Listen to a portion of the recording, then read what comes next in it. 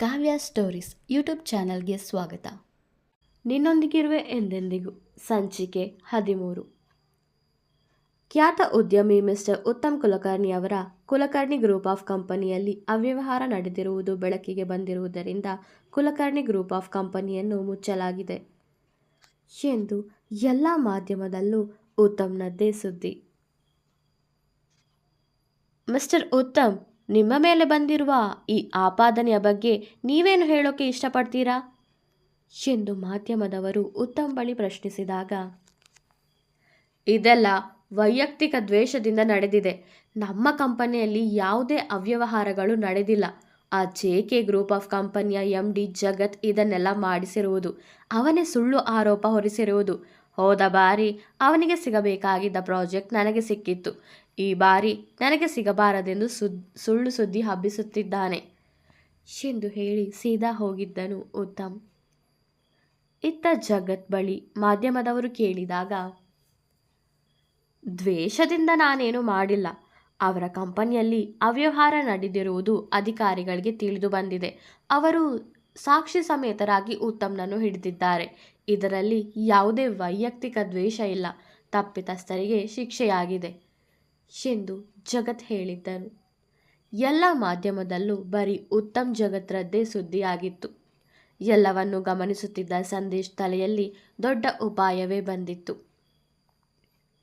ಈ ಜಗತ್ ನನ್ನ ಅವಮಾನಿಸಿದ, ಒಣಾಳನ್ನು ನನ್ನಿಂದ ಕಾಪಾಡಿದ. ಆ ಉತ್ತಮ್ ಕಂಪನಿನ ಮುಚ್ಚಿಸಿ ಅವನ ದ್ವೇಷವನ್ನು ಕಟ್ಟಿಸಿಕೊಂಡಿದ್ದಾನೆ. ನಾನೀಗ ಉತ್ತಮ್ ಬಳಿ ಹೋಗಿ ಮಾತಾಡಬೇಕು. ನಾವಿಬ್ಬರೂ ಸೇರಿದರೆ ಜಗತ್ ಅಂತ್ಯ ಖಂಡಿತ. ಜಗತ್ಗೆ ಉತ್ತಮ್ ಏನಾದರೂ ಮಾಡೇ ಮಾಡುತ್ತಾನೆ. ನನಗೆ ಭುವನ ಸಿಕ್ಕರೆ ಸಾಕು ಎಂದು ಮನಸ್ಸಲ್ಲೇ ಅಂದುಕೊಳ್ಳುತ್ತಾ ಉತ್ತಮ್ ಬಳಿ ಹೋಗುವ ಯೋಚನೆಯಲ್ಲಿದ್ದನು ಸಂದೇಶ್. ರಾತ್ರಿ ಮಲಗಲು ಹೋದಾಗ ಅದೇಕೋ ಭುವನಾಳನ್ನು ನೋಡುವ ಮನಸ್ಸಾಯಿತು ಜಗತ್ಗೆ. ಅವಳನ್ನು ಹುಡುಕುತ್ತಾ ಹೋದವನಿಗೆ ಅವಳು ಕೋಣೆಯಲ್ಲಿ ಬಾಲ್ಕನಿಯಲ್ಲಿ ನಿಂತು ಫೋನ್ನಲ್ಲಿ ಮಾತಾಡುವುದನ್ನು ಕಂಡು ತುಂಬ ಕೋಪ ಬಂದಿತ್ತು. ಛೆ, ಆ ಸಂದೇಶ್ಗೆ ಇವಳಿಂದ ದೂರ ಇರು ಎಂದು ಎಷ್ಟು ಹೇಳಿದರೂ ಕೇಳುವುದಿಲ್ಲ. ಮತ್ತೆ ಫೋನ್ ಮಾಡಿ ಮಾತಾಡುತ್ತಿದ್ದಾನೆ. ಈ ಪಟಾಕಿಗೆ ಹೇಳಬೇಕು ಅವನಿಂದ ದೂರ ಇರೋಕೆ ಎಂದುಕೊಂಡನು ಜಗತ್.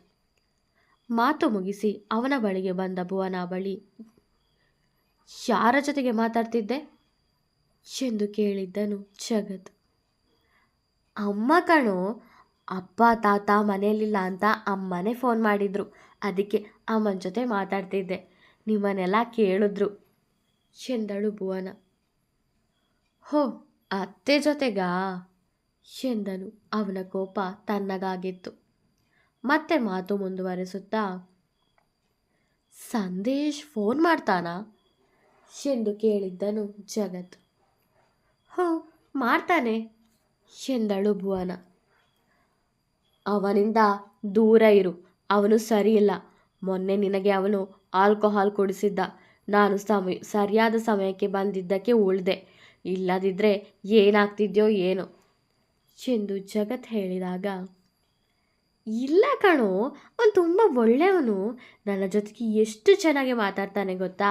ನಿನ್ನ ಥರ ನನಗೆ ಯಾವಾಗಲೂ ಬೈತಿರಲ್ಲ ಭುವನ ಹೇಳಿದಾಗ, ಎಲ್ಲರೂ ನೋಡಿದ ಹಾಗೆ ಇರಲ್ಲ ಪಟಾಕಿ. ಸರಿಯಾದ ಸಮಯ ಸಂದರ್ಭಕ್ಕೆ ಅವರ ನಿಜ ಗುಣ ತಿಳಿಯುತ್ತದೆ. ನಿನಗಿಂತ ಮೊದಲೇ ನಾನು ಸಂದೇಶನನ್ನು ನೋಡಿದ್ದೇನೆ. ಅವನು ಏನೆಂದು ನನಗೆ ಚೆನ್ನಾಗಿ ಗೊತ್ತು. ಅದಕ್ಕೆ ಹೇಳಿದ್ದು. ನಿನ್ನ ಒಳ್ಳೆಯದಕ್ಕೋಸ್ಕರ ನಾನು ಇದನ್ನೆಲ್ಲ ಹೇಳುತ್ತಿರುವುದು. ಸ್ವಲ್ಪ ನಾನು ಹೇಳುವುದನ್ನು ಕೇಳು ಎಂದನು ಜಗತ್. ಅದು ನಿಜಾನೇ. ಯಾರು ಏನೆಂದು ಸರಿಯಾದ ಸಮಯ ಸಂದರ್ಭಕ್ಕೇ ಅವರ ನಿಜ ಗುಣ ತಿಳಿಯುವುದು. ನನಗೂ ಮೊದಲು ನೀನು ಇಷ್ಟವಾಗ್ತಿರಲಿಲ್ಲ.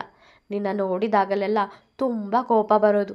ಈಗ ಸ್ವಲ್ಪ ಪರವಾಗಿಲ್ಲ, ಇಷ್ಟ ಆಗ್ತೀಯ ಎಂದು ಭುವನ ಹೇಳಿದಾಗ, ಏನು, ನಾನು ನಿನಗೆ ಇಷ್ಟ ಆಗ್ತೀನಾ ಎಂದು ಆಶ್ಚರ್ಯದಿಂದ ಕೇಳಿದ್ದ ಜಗತ್. ನನಗೆ ನೀನು ತುಂಬ ಇಷ್ಟ. ಅನಾಥ ಮಕ್ಕಳಿಗೆ ಸಹಾಯ ಮಾಡ್ತೀಯ, ಕಷ್ಟದಲ್ಲಿರೋರಿಗೆ ಸಹಾಯ ಮಾಡ್ತೀಯ. ಆ ದೀಪ್ತಿ ನಿನಗೆ ಮೋಸ ಮಾಡಿದ್ರು ಅವಳ ತಾಯಿಗೆ ಸಹಾಯ ಮಾಡಿದ್ಯಾ. ಅದಕ್ಕೆ ಹೇಳಿದ್ದು ಅದರ ಜೊತೆಗೆ ನನಗೆ ಸಹಾಯ ಮಾಡೋಕ್ಕೆ ಒಪ್ಪಿಕೊಂಡಿದ್ದೀಯಲ್ಲ, ಮತ್ತೆ ನೀನು ಯಾವಾಗಲೂ ಕೋಪ ಮಾಡಿಕೊಂಡೇ ಇರಬೇಡ, ಸ್ವಲ್ಪ ನಗು ನಗುತ್ತಾ ಇರು, ಇನ್ನೂ ಇಷ್ಟ ಆಗ್ತೀಯ ಎಂದಳು ಭುವನ. ನಾನು ನಿನಗೆ ಸಹಾಯ ಮಾಡೋಕ್ಕೆ ಒಪ್ಪಿಕೊಂಡದ್ದು ಒಮ್ಮೆ ನಮ್ಮ ಮನೆಯಿಂದ ಹೊರಟು ಹೋಗು ಅಂತ. ನನಗೆ ನೀನಂದರೆ ಇಷ್ಟ ಇಲ್ಲ, ನಿನ್ನ ಕಾಟ ಸಹಿಸೋಕೆ ಆಗ್ತಿಲ್ಲ. ಜೊತೆಗೆ ಅಮ್ಮ ಎಲ್ಲ ವಿಷಯದಲ್ಲೂ ನಿನಗೆ ಸಪೋರ್ಟ್ ಮಾಡ್ತಾರೆ, ಅದಕ್ಕೆ ನಾನು ನಿನಗೆ ಸಹಾಯ ಮಾಡೋಕ್ಕೆ ಒಪ್ಪಿಕೊಂಡಿದ್ದು. ನೀನೊಮ್ಮೆ ಇಲ್ಲಿಂದ ಹೋದರೆ ಸಾಕಾಗಿದೆ ನನಗೆ ಚೆಂದು ತಮಾಷೆಯಾಗಿ ಹೇಳಿ ಭುವನ ಕೋಣೆಯಿಂದ ಜಗತ್ ಹೊರಬರಬೇಕಾದರೆ, ಜಗ್ಗ ನಿನಗೆ ನಾನಂದರೆ ಇಷ್ಟ ಇಲ್ವಾ ಎಂದು ಜಗತ್ನನ್ನು ಕರೆದು ಗಂಭೀರವಾಗಿಯೇ ಕೇಳಿದ್ದಳು ಭುವನ. ಕೆಲ ಕಾಲ ಸುಮ್ಮನಿದ್ದವನು, ತುಂಬ ಲೇಟ್ ಆಗಿದೆ, ಮಲ್ಕೋ ಎಂದು ಹೇಳಿ ಅವಳ ಕೋಣೆಯಿಂದ ಹೊರಬಂದನು. ಅವಳು ಕೇಳಿದ ಪ್ರಶ್ನೆಗೆ ಅವನು ಏನೂ ಉತ್ತರ ಕೊಡದಿರುವುದು ಅವಳಿಗೆ ಬೇಸರ ಮೂಡಿತ್ತು. ನಾನೇನಾದರೂ ಈ ಜಗತ್ನನ್ನು ಇಷ್ಟಪಡ್ತಿದ್ದೇನಾ? ಇಲ್ಲ, ಹಾಗಾಗಬಾರ್ದು. ನಾನು ತಾತ ನೋಡಿರೋ ಆ ಅಖಿಲೇಶ್ನನ್ನೇ ಮದುವೆ ಆಗಬೇಕು. ಅಂಜಲಿ ಅಕ್ಕ ಮೊದಲೇ ಮನೆ ಬಿಟ್ಟು ಹೋಗಿರುವುದು ತಾತನಿಗೆ ಬೇಸರವಾಗಿದೆ, ಜೊತೆಗೆ ಅವಮಾನವೂ ಆಗಿದೆ. ನಾನು ಅವಳಂತೆ ಈ ಜಗತ್ನನ್ನು ಮದುವೆ ಆದರೆ ತಾತನಿಗೆ ಇನ್ನೂ ಅವಮಾನ. ಅಯ್ಯೋ, ಏನೇನೋ ಯೋಚಿಸುತ್ತಿದ್ದೇನೆ. ನಾನೆಲ್ಲಿ, ಆ ಜಗತ್ತೆಲ್ಲಿ? ಅವನು ನನ್ನ ಮದುವೆ ಆಗೋಕ್ಕೆ ಒಪ್ಪಿಕೊಳ್ಳಲು ಹೇಗೆ ಸಾಧ್ಯ? ಸುಮ್ಮನೆ ಏನೇನೋ ಮನಸ್ಸಿಗೆ ಹಚ್ಚಿಕೊಳ್ಳುತ್ತಿದ್ದೇನೆ. ಇದೆಲ್ಲ ನನ್ನಂಥವಳಿಗಲ್ಲ, ನನಗೆ ಇದನ್ನೆಲ್ಲ ಯೋಚಿಸುವ ಅರ್ಹತೆಯೂ ಇಲ್ಲ ಎಂದು ಅವನು ಹೋದತ್ತಲೇ ನೋಡುತ್ತಾ ತನ್ನ ಮನಸ್ಸಲ್ಲಿ ಅಂದುಕೊಂಡಳು ಭುವನ. ಅವಳು ಬಾಯಿ ಬಿಟ್ಟೆ ಕೇಳಿದ್ಲು, ನಾನೇಗೆ ಇಷ್ಟ ಇಲ್ವಾ ಅಂತ. ನಾನೇಕೆ ಸುಮ್ಮನೆ ಬಂದೆ? ತುಂಬ ಇಷ್ಟ ಅಂತ ಹೇಳಿಬಿಡಬೇಕಿತ್ತು. ನನಗೆ ಅವಳ ಮೇಲೆ ಯಾವ ಕೋಪವೂ ಇಲ್ಲ. ಯಾವಾಗಲೂ ಎಲ್ಲರಿಗೂ ಒಳ್ಳೆಯದನ್ನೇ ಬಯಸುತ್ತಾಳೆ. ಇಷ್ಟವಿಲ್ಲ ಎನ್ನಲು ಒಂದು ಕಾರಣವೂ ಇಲ್ಲ. ಲೇ ಪಟಾಕಿ, ನೀನಂದರೆ ನನಗೆ ತುಂಬ ಇಷ್ಟ ಕಣೆ ಎಂದು ತನ್ನಷ್ಟಕ್ಕೆ ಹೇಳುತ್ತಾ ನಿದ್ರೆಗೆ ಜಾರಿದ್ದ ಜಗತ್. ಬೆಳಗ್ಗೆದ್ದಾಗ ಭುವನ ಕೋಣೆಗೆ ಕಾಫಿ ತರುವಳೆಂದು ಅವಳಿಗಾಗಿ ಕಾಯುತ್ತಿದ್ದ ಜಗತ್ ಅವಳು ಬಾರದಿದ್ದಾಗ ಅವಳ ಕೋಣೆಗೆ ಹೋಗಿ ನೋಡಿದನು. ಅಲ್ಲಿ ಅವಳೆಲ್ಲದನ್ನು ಕಂಡು ಅಡುಗೆ ಕೋಣೆಗೂ ಹುಡುಕಿಕೊಂಡು ಬಂದನು. ಅಲ್ಲೋ ಇರದಿದ್ದಾಗ ರಾಧಮ್ಮನಿಂದ, ಲಕ್ಷ್ಮಿ ಅಮ್ಮೋರು ಮತ್ತು ಭುವನ ಅಮ್ಮೋರು ದೇವಸ್ಥಾನಕ್ಕೆ ಹೋಗಿದ್ದಾರೆ ಎಂದರು. ಸರಿ ಎಂದು ಹೇಳಿ ತಿಂಡಿ ಮುಗಿಸಿ ಆಫೀಸಿಗೆ ಹೋದನು ಜಗತ್. ಮಧ್ಯಾಹ್ನವಾಗಿತ್ತು. ಬೆಳಗ್ಗೆ ಅವಳ ಮಾತು ಮುಖ ನೋಡದೆ ಯಾವ ಕೆಲಸವೂ ಮಾಡಲು ಮನಸ್ಸಿರಲಿಲ್ಲ ಅವನಿಗೆ. ಅವನ ಫೋನ್ ತೆಗೆದು ವಾಟ್ಸಪ್ನಲ್ಲಿ ಅವಳು ಹಾಕಿದ್ದ DPಯನ್ನು ನೋಡಿದ. ಅಂದು ಮನೆಯಲ್ಲಿ ಪೂಜೆ ನಡೆದಾಗ ಧರಿಸಿದ್ದ ನೀಲಿ ಬಣ್ಣದ ಲಂಗ ದಾವಣಿಯಲ್ಲಿ ತೆಗೆದ ಚಿತ್ರಪಟವನ್ನೇ ಹಾಕಿದ್ದಳು. ಅಂದೇ ಅವಳ ಮುಖದ ಅಚ್ಚು ಅವನ ಹೃದಯದಲ್ಲಿ ಮೂಡಿತ್ತು. ಅವಳ ಚಿತ್ರಪಟವನ್ನೇ ನೋಡುತ್ತಿದ್ದವನಿಗೆ ಅವಳ ಜೊತೆಗೆ ಮಾತಾಡುವ ಮನಸ್ಸಾಯಿತು. ಅವಳಿಗೆ ಕರೆ ಮಾಡಿದ. ಅವಳು ಆ ಕಡೆಯಿಂದ ಕರೆ ಸ್ವೀಕರಿಸಿದ್ದಳು. ಏನೋ ಜಗ್ಗ ಎಂದು ಅವಳು ಕೇಳಿದಾಗ ಮನಸ್ಸಿಗೆ ನೆಮ್ಮದಿಯಾಗಿತ್ತು ಅವನಿಗೆ. ಹೋ, ನಿನಗೆ ಬಂತ ಫೋನು? ನಾನು ಬೇರೆಯವ್ರಿಗೆ ಮಾಡೋಕ್ಕೆ ಹೋಗಿದ್ದು ಎಂದು ಸುಳ್ಳು ಹೇಳಿದ್ದನು ಜಗತ್. ಸರಿ ಎಂದು ಅವಳು ಕರೆ ತುಂಡರಿಸಲು ಹೋದಾಗ, ಊಟ ಆಯ್ತೇನೆ ಪಟಾಕಿ ಎಂದು ಅವನೇ ಮಾತು ಶುರು ಮಾಡಿದ್ದ. ಇಲ್ಲ ಕಣೋ, ಇವಾಗಷ್ಟೇ ದೇವಸ್ಥಾನದಿಂದ ಬಂದ್ವಿ, ಇನ್ನೂ ಊಟ ಮಾಡಬೇಕು. ಜಗ್ಗ, ನಿನ್ನ ಜೊತೆಗೆ ನಾನು ಮಾತಾಡೋದಿತ್ತು ಕಣೋ ಎಂದಳು ಭುವನ. ಹೇಳು ಎಂದ ಜಗತ್. ಲೋ, ಟಿವಿಲಿ ಬರೀ ನಿನ್ನ ಬಗ್ಗೆನೇ ಕೊಡ್ತಾರೆ ಕಣೋ. ಅದೇ ನಿನಗೆ ಆ ದೀಪ್ತಿನ ಕಳಿಸಿ ಮೋಸ ಮಾಡಿದ ಅಲ್ವಾ, ಅವನು ಮತ್ತೆ ನಿನ್ನ ಫೋಟೋನೇ ಹಾಕ್ತಾರೆ. ಆ ದೀಪ್ತಿನ ಕಳಿಸಿರೋನಿಗೆ ನಿನ್ನ ಮೇಲೆ ತುಂಬ ಕೋಪ ಇದೆ ಅಂತ ಅನಿಸುತ್ತೆ ಕಣೋ. ನಿನ್ನ ಬಗ್ಗೆ ಏನೇನೋ ಹೇಳ್ತಾನೆ. ಅತ್ತೆ ತುಂಬ ಹೆದರಿಕೊಂಡಿದ್ದಾರೆ. ನೀನು ಸ್ವಲ್ಪ ಹುಷಾರಾಗಿರೋ, ಅವನು ನಿನಗೆ ಏನಾದರೂ ಮಾಡಿದ್ರೆ ಎಂದು ಭುವನ ಹೇಳುತ್ತಿರಬೇಕಾದರೆ, ನನಗೆ ಯಾರು ಏನೂ ಮಾಡೋಕ್ಕಾಗಲ್ಲ. ಆ ಉತ್ತಮ್ಗೆ ಅಷ್ಟು ಧೈರ್ಯ ಇಲ್ಲ. ಹಾಗೆಲ್ಲ ಏನೂ ಆಗಲ್ಲ. ನೀನು ಹೆದರಿ ಅಮ್ಮನಿಗೂ ಹೆದರಿಸ್ಬೇಡ ಎಂದು ಜಗತ್ ಹೇಳಿದಾಗ, ಏನೋ ನಮ್ಮ ಹುಡುಗ ಪಾಪ ಅಂತ ಹೇಳಿದೆ ಅಷ್ಟೇ ಎಂದು ಹೇಳಿ ಕರೆ ತುಂಡರಿಸಿದ್ದಳು ಭುವನ. ಅವಳ ಕಾಳಜಿಗೆ ಮನಸೋತನು ಜಗತ್. ಅವಳನ್ನು ನೆನೆದು ಅವನ ಮುಖದಲ್ಲಿ ನಗು ಮೂಡಿತ್ತು. ಅದೇನೋಪ್ಪ, ಇವಾಗಿವಾಗ ನಮ್ಮ ಬಾಸು ಒಬ್ಬೊಬ್ಬರೇ ಮಾತಾಡೋಕೆ ನಗೋಕೆ ಶುರು ಮಾಡಿದ್ದಾರೆ, ಕೋಪ ಬೇರೆ ಕಡಿಮೆ ಮಾಡ್ಕೊಂಡಿದ್ದಾರೆ ಎಂದು ವ್ಯಂಗ್ಯವಾಗಿ ನುಡಿದಿದ್ದ ಶಿವು. ಏನೋ ಅದು, ಏನೋ ಗೊಣಗ್ತಿರೋ ಹಾಗೆ ಕೇಳಿಸ್ತು ಎಂದು ಜಗತ್ ಕೇಳಿದಾಗ, ಅದೇ ಬಾಸ್, ನಿಮಗೆ ಲವ್ ಆಗಿದ್ದೇನೋ ಅಂತ ಡೌಟು ಎಂದನು ಶಿವು. ಏನೋ ಅಂದೆ, ನಿನಗ್ಯಾಕೋ ಈ ಡೌಟು? ನಾನು ಈಗಾಗಲೇ ಪೂರ್ವಿನ ಅಂದರೆ ದೀಪ್ತಿನ ಮರೆತಾಗಿದೆ, ಮತ್ತೆ ಯಾವತ್ತೂ ಅವಳು ನನ್ನ ಜೀವನಕ್ಕೆ ಬರೋಕ್ಕೆ ಸಾಧ್ಯನೇ ಇಲ್ಲ ಎಂದನು ಜಗತ್. ಅಯ್ಯ, ನಾನು ನಿಮ್ಮ ಎಕ್ಸ್ ಲವರ್ ಬಗ್ಗೆ ಮಾತಾಡ್ತಿಲ್ಲ ಬಾಸು, ಹೊಸ ಪ್ರೀತಿ ಬಗ್ಗೆ ಮಾತಾಡ್ತಿರೋದು ಎಂದನು ಶಿವು. ಹೊಸ ಪ್ರೀತಿನ? ಏನೇನೋ ಮಾತಾಡ್ತಿದ್ದೀಯಲ್ಲೋ, ಹೋಗಿ ಕೆಲಸ ನೋಡು ಎಂದು ಜಗತ್ ಜೋರಾಗಿ ಹೇಳಿದನು. ಹೋ, ಗೊತ್ತು ಗೊತ್ತು, ನನಗೆಲ್ಲ ಗೊತ್ತು. ಆವತ್ತು ಪೂಜೆ ದಿನ ನಿಮ್ಮ ಅತ್ತೆ ಮಗಳು ಭುವನಾನ ಕದ್ದು ಕದ್ದು ನೋಡ್ತಿದ್ರಿ. ಅವಳು ಹೇಳಿದ್ಲು ಅಂತ ನಿಮಗೆ ಮೋಸ ಮಾಡೋಕ್ಕೆ ಬಂದಿದ್ದ ಆ ಪೂರ್ವಿಗೂ ಸಹಾಯ ಮಾಡಿದ್ರಿ. ಇವಾಗ ಸ್ವಲ್ಪ ಹೊತ್ತಿಗೆ ಮುಂಚೆ ಭುವನ ಫೋಟೋ ನೋಡಿಕೊಂಡು ಕೂತಿದ್ರಿ. ಮತ್ತೆ ಅವಳಿಗೆ ಫೋನ್ ಮಾಡಿ ಬೇರೆ ಯಾರಿಗೂ ಮಾಡಿದ್ದು ಫೋನು, ಅದು ನಿನಗೆ ತಪ್ಪಿ ಬಂತು ಅಂತ ಮತ್ತೆ ಸುಳ್ಳು ಹೇಳಿದ್ರಿ. ಈಗ ಒಬ್ಬೊಬ್ಬರೇ ನಗ್ತಾ ಇದ್ದೀರಾ ಎಂದು ನಗುತ್ತಾ ಹೇಳಿದ್ದನು ಶಿವು. ಇವನಿಗೆ ಹೇಗೆ ಗೊತ್ತಾಯ್ತಪ್ಪ ಇದೆಲ್ಲ? ಇಲ್ಲೇ ಇದ್ನ ಇವನು? ಛೇ, ನಾನು ನೋಡಲಿಲ್ಲ. ನಾನು ಭುವನ ಬಗ್ಗೆನೇ ಯೋಚಿಸ್ತಿದ್ದೆ ಅಂತ ಹೇಗೆ ಗೊತ್ತಾಯಿತು ಇವನಿಗೆ ಎಂದು ಮನದಲ್ಲೇ ಅಂದುಕೊಂಡಾಗ, ಏನು ಬಾಸ್, ಮಾತು ನಿಂತೋಯ್ತು?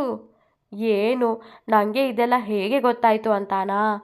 ನಾನು ಆವಾಗಿಂದ ಇಲ್ಲೇ ಇದ್ದೀನಿ, ನಿಮಗೆ ನಾನು ಕಾಣಿಸ್ಲೇ ಇಲ್ಲ. ನೀವು ಭುವನಾಗೆ ಲೈನ್ ಹೊಡಿತಿರೋದು ನಿಜ ತಾನೇ ಎಂದು ಶಿವು ಕೇಳುತ್ತಿರಬೇಕಾದರೆ ರಾಮಣ್ಣ ಊಟದ ಡಬ್ಬಿ ಜಗತ್ಗೆ ಕೊಡಲು ಬಂದವನು, ಇರಲಿ ಬಿಡೋ ಶಿವು, ನಮ್ಮ ಜಗತ್ ಯಜಮಾನ್ರಿಗೆ ಭುವನ ಅಮ್ಮೋರು ಒಳ್ಳೆ ಜೋಡಿ ಎಂದನು. ಜಗತ್ ರಾಮಣ್ಣನ ಬಳಿ, ಏನು ರಾಮಣ್ಣ, ನೀನು ಈ ಶಿವು ಹಾಗೇನೆ ಮಾತಾಡ್ತೀಯಲ್ಲ, ನೀವಂದುಕೊಂಡ ಹಾಗೆ ಏನೂ ಇಲ್ಲ. ಅವಳೇನೋ ನನ್ನ ಬಳಿ ಅವಳ ವೈಯಕ್ತಿಕ ವಿಷಯವಾಗಿ ಸಹಾಯ ಕೇಳಿದ್ದಾಳೆ. ನಾನು ಅವಳಿಗೆ ಸಹಾಯ ಮಾಡುತ್ತೇನೆಂದು ಹೇಳಿದ್ದೇನೆ. ಅವಳ ಕೆಲಸ ಆದ ಮೇಲೆ ಅವಳು ಇಲ್ಲಿಂದ ಹೊರಡುತ್ತಾಳೆ. ನೀವಂದುಕೊಂಡಂತೆ ನನಗೆ ಅವಳ ಬಗ್ಗೆ ಯಾವ ರೀತಿಯಾದ ಭಾವನೆಗಳೂ ಇಲ್ಲ. ಸುಮ್ಮನೆ ಏನೇನೋ ಅಂದುಕೊಳ್ಳಬೇಡಿ, ಹೋಗಿ ಕೆಲಸ ನೋಡಿಕೊಳ್ಳಿ ಎಂದು ಹೇಳಿ ಊಟದ ಡಬ್ಬಿ ತೆಗೆದುಕೊಂಡು ಊಟ ಮಾಡಲು ಹೊರಟನು. ಶಿವು ಜಗತ್ಗೆ PA ಆದರೂ ಜಗತ್ ಶಿವನನ್ನು ತಮ್ಮನಂತೆಯೇ ಕಾಣುತ್ತಿದ್ದ. ಅವನ ಬಳಿ ಎಲ್ಲ ವೈಯಕ್ತಿಕ ವಿಷಯಗಳನ್ನು ಹೇಳುತ್ತಿದ್ದ. ಇತ್ತ ಸಂದೇಶ್ ಉತ್ತಮ್ ಮನೆಗೆ ಅವನ ಜೊತೆಗೆ ಮಾತಾಡಲೆಂದು ಹೋದ. ಉತ್ತಮ್ಗೆ ಸಂದೇಶ್ನ ಪರಿಚಯವೇ ಇರಲಿಲ್ಲ. ಯಾರು ನೀವು ಎಂದು ಉತ್ತಮ್ ಕೇಳಿದಾಗ, ನಾನು ಸಂದೇಶ್, ಲಕ್ಷ್ಮಿ ಎಂಟರ್ಪ್ರೈಸಸ್ ಗೊತ್ತಿರಬೇಕಲ್ವಾ, ಅಲ್ಲಿ ಕೆಲಸ ಮಾಡುತ್ತಿದ್ದೇನೆ ಎಂದನು ಸಂದೇಶ್. ಉತ್ತಮ್, ಲಕ್ಷ್ಮಿ ಎಂಟರ್ಪ್ರೈಸಸ್ ಆ ಜಗತ್ತಂದೆ ಕಂಪನಿ ಎಂದನು ಜೀವನ್. ಹೋ, ನನ್ನ ಶತ್ರುವಿನ ತಂದೆಯ ಕಂಪನಿಯಲ್ಲಿ ಕೆಲಸ ಮಾಡೋ ನಿನಗೆ ನನ್ನ ಬಳಿ ಏನು ಮಾತಾಡಲಿರುತ್ತದೆ ಎಂದು ಉತ್ತಮ್ ಕೇಳಿದಾಗ, ನಿನ್ನ ಶತ್ರು ನನಗೂ ಶತ್ರುವೇ. ಆ ಜಗತ್ತಿನಿಂದ ನಿನಗೆ ತುಂಬ ಅವಮಾನ ಆಗಿದೆ ಎಂದು ನನಗೆ ಗೊತ್ತು. ನನಗೂ ಅಷ್ಟೇ, ನೀನು ಅವನ ಮೇಲೆ ಸೇಡು ತೀರಿಸಿಕೊಳ್ಳುತ್ತೀಯಾ ಎಂದು ಗೊತ್ತು. ಅದಕ್ಕೆ ನಾನು ನಿನ್ನೊಂದಿಗಿದ್ದು ನಿನಗೆ ಸಹಾಯ ಮಾಡಲೆಂದು ಬಂದಿರುವೆ. ಇಬ್ಬರು ಸೇರಿಯೇ ಅವನ ಮೇಲೆ ಸೇಡು ತೀರಿಸಿಕೊಳ್ಳೋಣ ಎಂದನು ಜಗತ್. ನನ್ನ ಕಂಪನಿಯನ್ನು ನನ್ನಿಂದ ಕಿತ್ತುಕೊಂಡು ಎಲ್ಲರ ಮುಂದೆ ನನ್ನನ್ನು ಅವಮಾನ ಮಾಡಿದ. ಆದರೆ ನಿನಗೂ ಅವನಿಗೂ ಏನು ದ್ವೇಷ ಎಂದು ಉತ್ತಮ್ ಕೇಳಿದಾಗ, ನನಗೆ ಅವನ ಅತ್ತೆ ಮಗಳೆಂದರೆ ತುಂಬ ಇಷ್ಟ. ನಾನೇಗೋ ಅವಳನ್ನು ನನ್ನ ಜೊತೆಗೆ ಇರುವಂತೆ ಮಾಡುತ್ತೇನೆ. ಆದರೆ ಅದಕ್ಕೆ ಅಡ್ಡ ಬಂದಿರುವುದು ಜಗತ್. ಅವನಿಗೆ ಒಂದು ಗತಿ ಕಾಣಿಸಿ ಅವಳನ್ನು ನಾನು ಪಡೆಯೋ ಆಸೆ. ಅದಕ್ಕೆ ನಿನ್ನ ಬಳಿ ಬಂದಿರುವೆ. ನಾವಿಬ್ಬರು ಸೇರಿದರೆ ಜಗತ್ ಅಂತ್ಯ ಖಂಡಿತ ಎಂದನು ಸಂದೇಶ್. ಸರಿ, ಹಾಗಿದ್ದರೆ ಉಪಾಯದಿಂದ ಜಗತ್ತನ್ನು ಸಾಯಿಸೋಣ. ನನಗೆ ಆ ಜಗತ್ತನ್ನು ನನ್ನ ಜೀವನದಿಂದ ತೆಗೆದು ಹಾಕಿದರೆ ಸಾಕು. ಅವನಿಂದ ಅವಮಾನ ಅನುಭವಿಸಿ ಸಾಕಾಗಿದೆ ಎಂದನು ಉತ್ತಮ್. ಸರಿ ಸಂದೇಶ್, ಆದಷ್ಟು ಬೇಗ ನಾವು ಅವನಿಗೊಂದು ಗತಿ ಕಾಣಿಸೋಣ. ನಾನು ಅವನ ಮೇಲೆ ಕಣ್ಣಿಟ್ಟಿರುತ್ತೇನೆ. ಅವನು ಎಲ್ಲೇ ಹೋದರೂ ಅವನನ್ನು ಹಿಂಬಾಲಿಸಿ ಅವನ ಉಸಿರು ನಿಲ್ಲಿಸೋಣ ಎಂದನು ಜೀವನ್. ಮೂವರು ಒಂದಾಗಿ ಜಗತ್ನನ್ನು ಸಾಯಿಸಲು ಉಪಾಯ ಮಾಡಿದ್ದರು. ನಿದ್ರಿಸಲು ಎಷ್ಟೇ ಪ್ರಯತ್ನ ಪಟ್ಟರೂ ನಿದ್ದೆ ಹತ್ತಿರವೇ ಸುರಿದಿರಲಿಲ್ಲ ಜಗತ್ಗೆ. ಒಂದು ಬಾರಿ ಭುವನಾಳನ್ನು ನೋಡಬೇಕೆಂಬ ತವಕ. ತುಂಬ ಹೊತ್ತು ನಿದ್ದೆ ಬಾರದೆ ಹೊರಳಾಡಿದವನು ಎದ್ದು ಭುವನ ಕೋಣೆಗೆ ಬಂದನು. ಅವಳಂತೂ ತುಂಬ ಚೆನ್ನಾಗಿ ನಿದ್ರಿಸುತ್ತಿದ್ದಳು. ನನ್ನ ನಿದ್ದೆ ಕಸಿದುಕೊಂಡು ಎಷ್ಟು ಚೆನ್ನಾಗಿ ನಿದ್ರಿಸುತ್ತಿದ್ದಾಳೆ ಇವಳು. ಮಂಚದ ಮೇಲೆ ಕೂತು, ಲೇ ಪಟಾಕಿ, ಶಿವು ಹೇಳ್ತಾನೆ ನನಗೆ ನಿನ್ನ ಮೇಲೆ ಲವ್ ಆಗಿದೆ ಅಂತೆ. ನಿನ್ನ ನೋಡದೆ ಒಂದು ಕ್ಷಣವೂ ಇರಲಾಗುತ್ತಿಲ್ಲ. ನಿನ್ನಲ್ಲಿ ಅದೇನೋ ಸೆಳೆತವಿದೆ. ಮೊದಲು ನಿನ್ನ ಎಷ್ಟು ದ್ವೇಷಿಸುತ್ತಿದ್ದೇನೋ ಈಗ ಅಷ್ಟೇ ಇಷ್ಟಪಡುತ್ತಿದ್ದೇನೆ. ನೀನು ನಿನ್ನೆ ಅದೇನೋ ಕೇಳಿದೆಯಲ್ಲ, ನೀನಂದರೆ ನನಗೆ ಇಷ್ಟ ಇಲ್ವಾ ಅಂತ. ಇಲ್ಲ ಅನ್ನೋಕ್ಕೆ ಮನಸ್ಸು ಒಪ್ಪಿಕೊಳ್ತಾನೇ ಇಲ್ಲ. ನಿನ್ನ ಜೊತೆಗೆ ಇರಬೇಕು ಎಂದನಿಸುತ್ತಿದೆ. ನಿನ್ನ ಜೊತೆಗೆ ಜೀವನ ಪೂರ್ತಿ ಇರಬೇಕೆಂದು ಮನಸ್ಸು ಹೇಳುತ್ತಿದೆ. ನಿನ್ನ ಅಕ್ಕನ ಸಮಸ್ಯೆ ಒಮ್ಮೆ ಪರಿಹಾರವಾಗಲಿ, ಆಮೇಲೆ ನಿನ್ನ ಹಳ್ಳಿಗೆ ಬಂದು ತಾತನ ಬಳಿ ಹೆಣ್ಣು ಕೇಳೋದೆ. ಅವರಿಗೆ ಕೊಡಲ್ಲ ಅನ್ನೋಕ್ಕೆ ಸಾಧ್ಯನೇ ಇಲ್ಲ. ಯಾಕೆಂದರೆ ನಾನು ಅವರ ಮೊಮ್ಮಗನೇ. ನಾನು ನನ್ನ ಅತ್ತೆ ಮಗಳನ್ನು ಕೇಳೋದು. ಅದು ಹೇಗೆ ಅವರು ಬೇಡ ಅಂತಾರೋ ನಾನು ನೋಡ್ತೀನಿ ಎಂದು ಅವಳ ತಲೆ ಸವರಿ ಮತ್ತೆ ಅವನ ಕೋಣೆಗೆ ಹೋಗಿ ಭುವನಾಳನ್ನು ನೆನೆಯುತ್ತಾ ಮಲಗಿದ್ದನು ಜಗತ್. ಬೆಳಗ್ಗೆ ಕಾಫಿ ಹಿಡಿದುಕೊಂಡು ಭುವನಾಳ್ ಜಗತ್ ಕೋಣೆಗೆ ಬಂದಾಗ ಅವನಿಗಿನ್ನೂ ಎಚ್ಚರವಾಗಿರಲಿಲ್ಲ. ಮಲಗಿರುವವನನ್ನು ಕಂಡು ಕಿರುನಗೆ ಬೀರಿ, ಮಲ್ಕೊಂಡಿದ್ದಾನೆ, ಎದ್ದ ಮೇಲೆ ಕಾಫಿ ತರ್ತೀನಿ ಎಂದು ಹೋಗುತ್ತಿದ್ದವಳನ್ನು, ಪಟಾಕಿ ಎಂದು ಮಲಗಿದ್ದವನು ಎಚ್ಚರಗೊಂಡು ಕರೆದನು.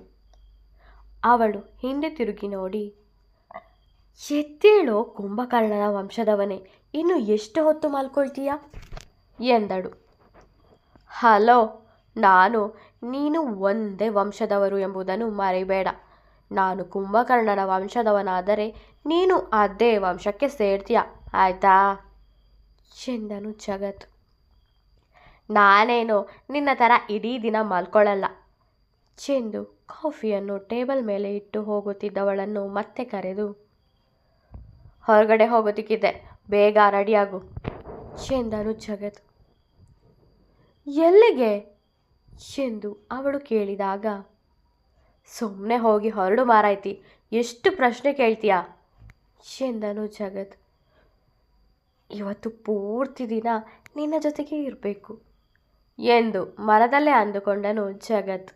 ಸ್ವಲ್ಪ ಸಮಯದ ನಂತರ ಇಬ್ಬರು ತಿಂಡಿ ತಿಂದು ಹೊರಗಡೆ ಹೊರಟರು.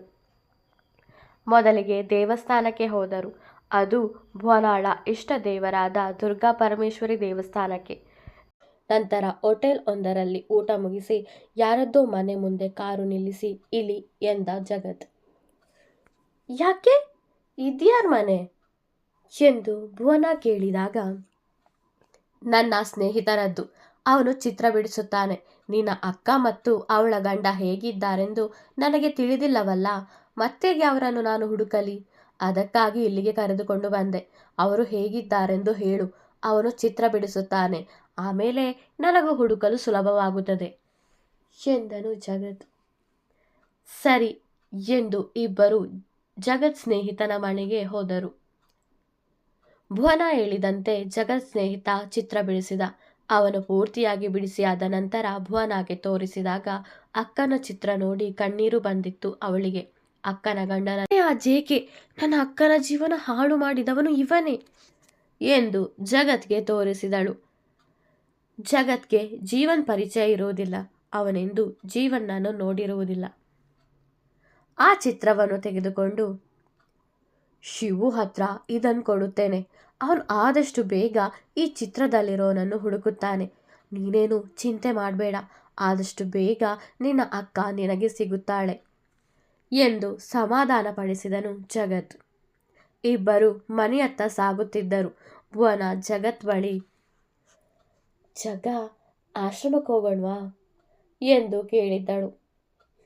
ಹೋಗೋಣ ಎಂದು ಆಶ್ರಮದ ಕಡೆಗೆ ಕಾರು ತಿರುಗಿಸಿದ್ದನು ಜಗತ್. ಆ ಮಕ್ಕಳ ಮುಖ ನೋಡಿದ ತಕ್ಷಣ ತನ್ನೆಲ್ಲ ನೋವನ್ನು ಮರೆತಳು ಭುವನ. ಆ ಮಕ್ಕಳೊಂದಿಗೆ ಮಗುವಾಗಿ ಬಿಟ್ಟಳು. ಅವರೊಂದಿಗೆ ಮಾತಾಡುತ್ತಾ ಆಟವಾಡುತ್ತಾ ನಂತರ ಆ ಮಕ್ಕಳಿಗೆ ಅವಳೇ ಕೈಯಾರ ಊಟ ಮಾಡಿ ಬಡಿಸಿ ಅವರೊಂದಿಗೆ ಅವಳು ಊಟ ಮಾಡಿದ್ದಳು. ಅವಳ ಜೊತೆಗೆ ಜಗತ್ ಕೂಡ ನೆರವಾಗಿ ಇದ್ದ. ಸಮಯ ಸರಿದದ್ದೇ ಗೊತ್ತಿಲ್ಲ ಇಬ್ಬರಿಗೂ. ಜಗತ್ ವಾಚ್ ನೋಡಿದ. ಅಯ್ಯೋ, ಸಮಯ ಹೋಗಿದ್ದೇ ಗೊತ್ತಾಗಲಿಲ್ಲ. 8 ಗಂಟೆ ಆಗಿದೆ.